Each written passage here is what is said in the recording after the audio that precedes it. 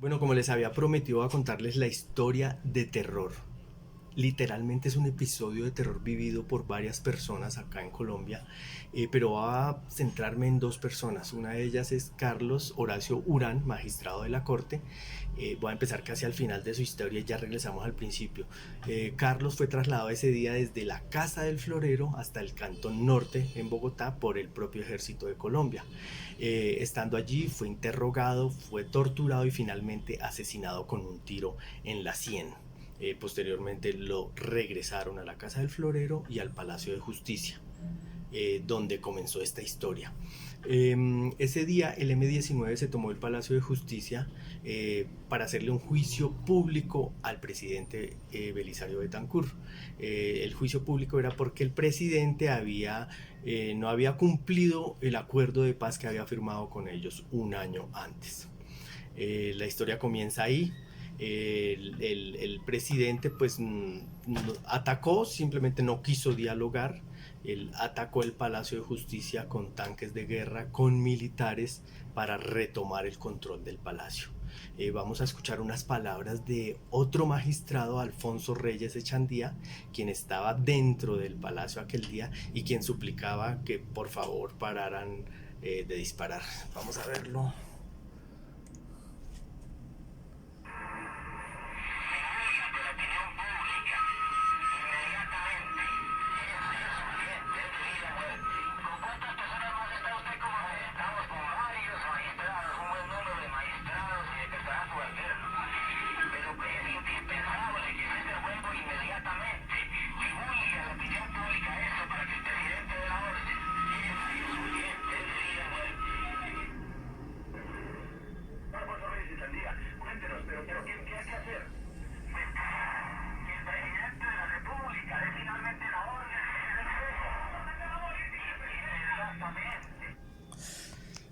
Bueno, esas fueron las súplicas de Alfonso Reyes Echandía, el magistrado, dentro del Palacio de Justicia, hablando con los medios de comunicación.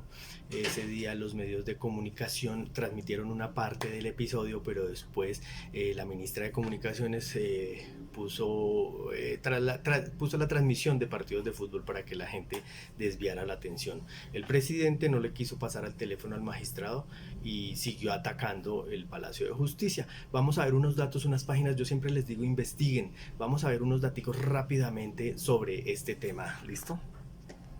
Vamos a ver acá. Yo escribí en Google: Palacio de Justicia de Ejército asesinó magistrados. Vamos a ver. Acá el país dice: balas militares dieron muerte a varios jueces en el asalto del Palacio de Justicia. Antonio Cañón, enviado especial: algunos de los magistrados y auxiliares víctimas del asalto al Palacio de Justicia de Bogotá los pasados 6 y 7 de noviembre solo pudieron morir por disparos del ejército. No hay pruebas ni testigos de que los guerrilleros mataran al presidente del Tribunal Supremo, tal como se dijo en principio.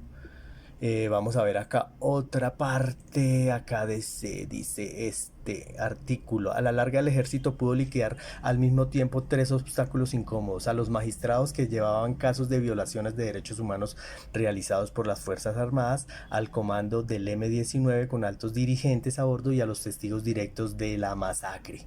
Vamos a ver otro pedazo. A pesar de sus denotados esfuerzos por borrar hasta la última huella del Palacio de Justicia y sus horrores, las Fuerzas Armadas no pudieron hacer por aquello de que no hay crimen perfecto y el criminal deja algún rastro. En efecto, el día 8 de noviembre del 85, cuando todavía salía humo del Palacio de Justicia, aparecieron los familiares de los desaparecidos, que empezaron a averiguar y a realizar preguntas incómodas. Ahí va la historia del Palacio de Justicia.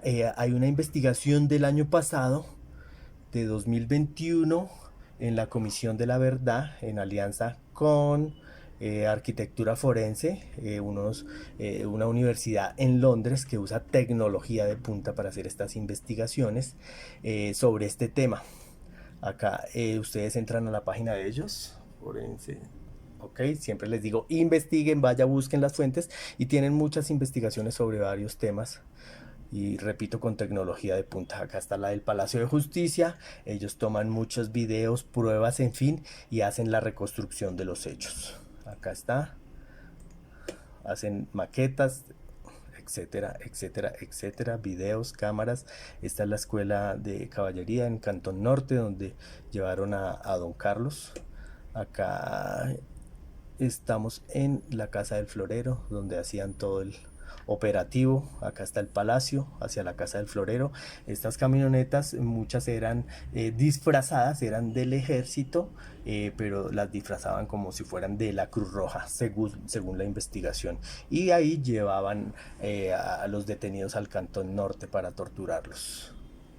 Okay, acá vemos dentro de el Cantón Norte. Estas son las caballerizas del Cantón Norte. Allí torturaban a los detenidos. Precisamente en estas caballerizas estuvo preso como por 3 semanas, tiempo antes, Gustavo Petro, y después fue trasladado a la cárcel Modelo. O sea, en este tiempo de la toma del palacio, Gustavo Petro estaba preso. Él no participó en la toma del Palacio de Justicia. ¿Entendido? Sigamos viendo. Una de las víctimas del supuesto operativo policial fue el magistrado del Consejo de Estado Carlos Horacio Urán Rojas, quien fue encontrado dentro del Palacio de Justicia sin vida, desnudo y con una herida de bala en la sien. En este sentido, siempre se creyó que Urán había sido víctima del fuego cruzado con la guerrilla, pero no fue así. Décadas después se empezaron a conocer casos y evidencias de personas que fueron encontradas muertas, pero que en los videos de los medios de comunicación se vieron saliendo custodiados por efectivos militares, tal como sucedió con el magistrado. Volviendo al caso de Urán, fue en 2007 cuando durante un allanamiento a la 13ª Brigada ordenado por el tribunal fueron encontrados objetos personales y de identificación del funcionario público, los cuales estaban escondidos y bajo llave. Asimismo, luego de este hallazgo surgieron pruebas contundentes que evidenciaban que el magistrado había salido con vida del Palacio de Justicia bajo la protección de los uniformados. Revista Semana.